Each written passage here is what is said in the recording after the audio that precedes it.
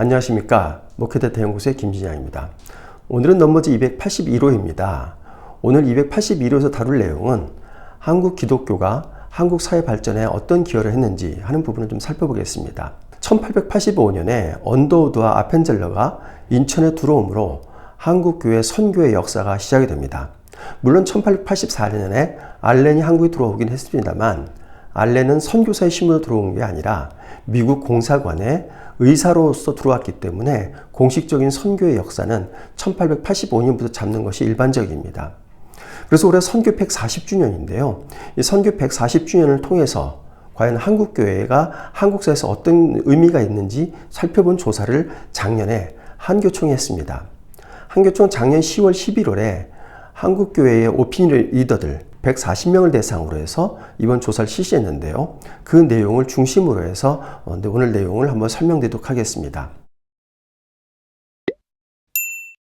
먼저 한국교회가 한국사회에 발전하는 것을 해방 이전과 이후로 나눠서 한번 살펴봤습니다. 저희가 크리스천 오피니언 리더 140명에게 해방 전에 한국 사회에 한국교회가 기여한 것을 점수로 평가해달라. 그리고 해방 이후에도 점수를 평가해달라는 얘기를 부탁드렸습니다. 그 결과 해방 전에 한국 사회에 한국교회가 기여한 점에 대한 점수로 78점을 이야기하고 있었고요. 해방 후에는 71점을 이야기하고 있습니다. 그래서 오히려 해방 전에 한국교회가 한국사회에 더 많은 기여를 했다. 그런 인식을 보이고 있는 것으로 이렇게 조사가 됐습니다. 이런 이유에는 한국교회가 한국 개화기의 시대를 주도를 했고 그리고 일제치하에서 독립운동의 또 중요한 원천이었다는 사실들이 한국교회의 사회적 기여에 대해서 높은 점수를 받게 한 원인으로 생각이 됩니다. 자, 그러면 구체적으로 해방 전에 한국 사회에 한국교회가 어떻게 기여했는지 한번 구체적으로 살펴보겠습니다. 먼저 해방 전에 가장 큰 기여를 한 점이 무엇이냐는 질문에 대해서 첫 번째로 꼽은 것이 3.1운동 등 항일 민족운동이었습니다. 3.1운동은 한국 민족 대표 33인 중에 대다수가 기독교인의 수가 제일 많았죠. 그리고 전국적으로 만세운동이 전파되는 데 있어서도 주로 교회를 통해서 만세운동이 전국적으로 확산이 된 겁니다. 그래서 기독교라고 하는 교회라고 하는 조직이 없었으면 아마 만세운동이 그렇게 빨리 그리고 전국적으로 확산되기는 쉽지 않았을 것입니다. 그래서 3.1운동의 교회가 기독교가 주축 세력이었다는 건 이미 우리가 모두 알고 있는 겁니다. 그 외에도 많은 기독교인들이 항일운동에 뛰어들어서 우리나라 독립운동에 크게 기여한 것을 우리 크리스천 리더들은 가장 큰 한국사에 대한 기여점으로 보고 있습니다. 두 번째로는 근대적 서양병원을 시작한 것들도 우리 교회의 기여점으로 이야기하고 있습니다. 82%가 그렇게 응답을 했고요. 또 비슷한 비율인 79%는 근대 교육의 시작을 이야기하고 있습니다. 두 번째로 이야기한 근대적인 어떤 서양병원의 시작이라고 한 점들은 앞에서 말씀드린 대로 알렌이 1884년에 들어와서 갑신정변 때 부상을 당한 민영익을 치료하게 됩니다. 이때 민영익은 고종황제의 처조카가 되는데요. 민영익을 치료하면서 기존의 전통 의술로는 치료하지 못했던 환자를 치료함으로 말미암아 서양의학에 대한 관심도를 높였고요. 굉장히 주목을 받게 했습니다. 그래서 고종황제가 우리나라에도 이런 서양병원이 필요할 것 같다. 그래서 윤허를 해서 제주원을 설립하게 됩니다. 1885년에 제주원이 설립되게 됩니다. 그러면서 이 제주원은 우리나라 근대병원의 효시를 이루었습니다.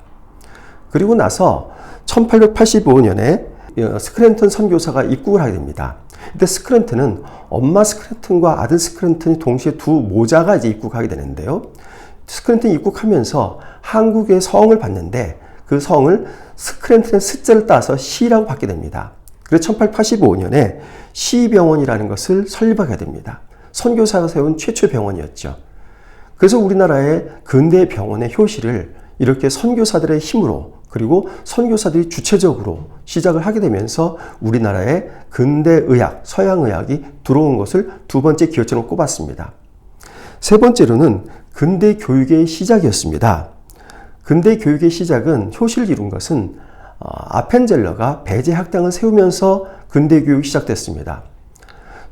고종 황제는 처음에 우리 언더우드 선교사와 아펜젤러 선교사가 들어올 때 선교 활동을 하도록 허락하지 않았습니다. 그들에게 허락된 활동은 두 가지였습니다. 첫 번째가 의료 활동이었고 두 번째가 교육 활동이었습니다. 그래서 아펜젤라가 들어오면서 첫 번째로 선교 활동을 시작한 게 아니라 학교를 시작했죠. 그 학교가 바로 배제학당이었고, 그래서 고종 황제는 배제학당이라고 하는 이름을 지어주고 현판까지 내려주게 됩니다. 근대 학교가 시작된 겁니다. 그리고 언더우드는 들어와서 언더우드도 바로 선교 활동을 한 게 아니라 제중원에서 물리나 영어를 가리키는 교육 활동부터 하게 되고, 그리고 그 이듬해에는 고아를 데려다가 교육시키는 언더우드 학당을 시작합니다. 이 언더우드 학당이 경신 중고등학교로 발전하게 되는 겁니다. 이처럼 선교사들이 들어오면서 의료와 교육에 주력을 함으로 말미암아 우리 사회의 개화에 중요한 주춧돌을 놓는 그런 역할을 하게 된 겁니다. 그렇다면 해방 후에는 한국 교회가 기여한, 한국 사회에 기여한 가장 큰 것이 무엇이냐라는 질문에 대해서 1위로 응답한 것이 민주화 운동이었습니다. 57%가 응답을 했습니다. 1960년대, 70년대에 우리 사회에 아직 시민사회가 조직되지 않았던 속에서는 교회가 거의 유일한 시민사회 조직이었습니다. 그래서 교회가 이런 어떤 민주화의 운동들, 반독재 운동에 크게 앞장섰던 그런 역할을 하고 있었고, 저희 교회 역할로 말미암아 우리나라 민주화가 앞당겨진 것이다, 이렇게 평가하고 있는 것입니다. 두 번째로 응답한 것이 고아원 설립 등 아동복지였고요. 세 번째가 전후 구호사업이었습니다. 이런 아동복지와 전후 구호사업은 1950년대, 60년대에 아직 우리나라에 돈이 없었고 또 정부에서도 이런 복지활동에 적극 나서지 못했기 때문에 선교사들이 이 부분에 앞장섰던 것입니다. 그래서 홀트 아동복지회 같은 것들도 그때 설립됐던 것이고요. 한국전쟁 이후에 많은 선교사들이 선교부를 통해서, 본국의 선교부를 통해서 자금을 끌어오면서 많은 복지활동을 하게 됐던 것이 바로 해방 이후에 교회가 한국 사회에 기여한 중요한 점이라고 볼 수 있겠습니다. 지금까지는 한국 사회의 교회가 어떤 점에 기여했느냐를 말씀드렸고요. 이제는 해방 전에 한국 기독교 성장을 이루는데 원동력이 됐던 교회 내부의 활동이 무엇이냐라는 질문을 한번 해봤습니다. 1등으로 꼽혔던 것이 교육기관 설립을 통한 교육기회 제공과 기독교 인재 양성이었습니다. 즉, 교육 활동이 기독교 성장을 가능하게 한 제1위 원인이었습니다. 앞에서 보셨을 때 해방 전에 한국 사회에 기여했던 활동으로는 교육보다는 의료가 꼽혔는데요. 한국 교회 성장을 위해서 기여했던 것으로는 의료가 아닌 교육이 1등으로 꼽혔고 의료는 2등으로 꼽혔습니다. 그 이유는 많은 사람들이 교회가 설립한 기관, 학교 이런 데 와서 교육을 받으면서 자연스럽게 예수 그리스도를 소개받게 되고, 그러면서 이들이 기독교를 받아들이게 되는 그런 역할을 하게 된 겁니다. 그래서 기독교 확산에서는 의료보다는 이런 교회가 훨씬 더 많은 기여를 했다, 이런 인식을 크리스천 리더들은 보이고 있습니다.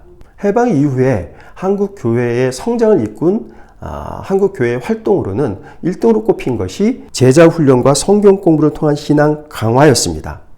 그리고 두 번째가 새벽 기도 등 새로운 목회 문화였습니다. 둘 다 51%, 49% 비슷한 비율로 응답되고 있는 거죠.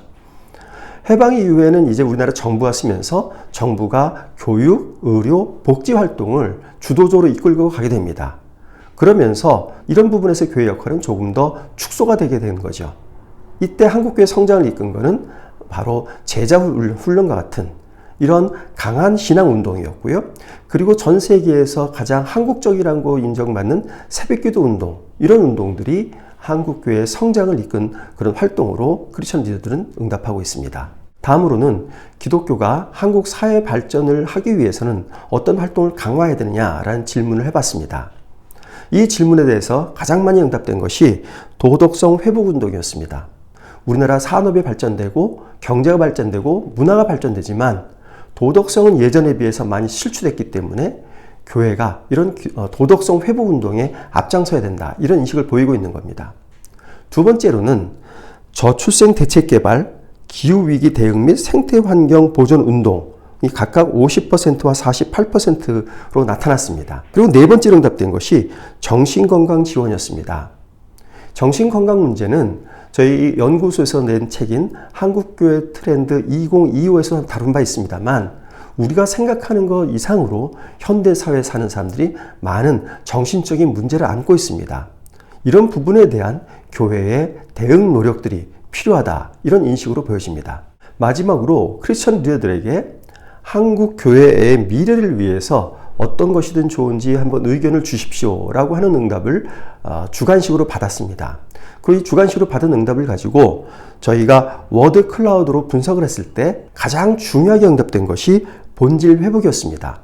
복음의 본질을 회복해야 된다는 인식을 가장 많이 보이고 있습니다. 복음의 본질이 무엇이겠습니까? 우리가 하나님을 사랑하고, 그리고 나 자신을 사랑하고 이웃을 사랑하는 그 마음을 갖는 것, 그리고 그것을 실천에 옮기는 것이 바로 본질의 회복일 것입니다. 초기 선교사들이 척박한 한국 땅에 들어오면서 본인들이 풍토병에 걸려서 죽음을 당하면서까지도 이 땅에서 복음을 전하는 것, 그것이 바로 예수님의 희생 정신을 본받아서 했던 그들의 사랑의 활동이었습니다. 바로 그런 본질을 회복하는 것이 한국교회의 미래를 위해서 가장 필요하다, 그런 인식들을 크리스천 리더들은 하고 있는 것입니다. 말씀을 정리하겠습니다. 우리의 신앙에는 십자가에서 나타나듯 수직적 신앙과 수평적 신앙이 있습니다. 수직적 신앙은 하나님과 나와의 관계를 어떻게 할 것이냐라는 신앙이고, 수평적 신앙은 이웃과의 관계에서 어떤 모습을 보이느냐 하는 것이 수평적 신앙입니다. 그런데 저희 연구소가 펴낸 한국교회 진단 리포트라는 책에서 저희가 분석한 바에 따르면 우리나라 교인들은 수평적 신앙이 굉장히 약화되어 있습니다. 수평적 신앙은 신앙의 본질적인 것이고, 우리가 반드시 하나님과의 관계에 따른 수직적 신앙과 함께 같이 가져가야 될 것인데, 우리들 머릿속에는 수직적 신앙이 신앙의 본질이고 가장 중요하고, 수평적 신앙은 2차적인 활동이라고 인식하고 있는 것으로 저희 한국교회 진단 리포트에서는 진단했습니다. 이런 인식들이 먼저 바뀌어야 될 것입니다.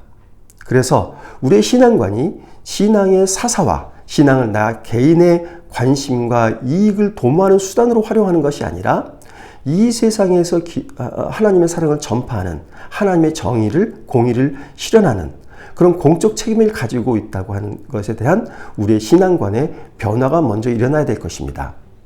두 번째로, 성도들 가운데에서 관심 있는 사람들을 이 사회봉사활동, 이웃 봉사활동에 적극적으로 기여할 수 있는, 참여할 수 있는 기회들을 교회가 제공해야 됩니다.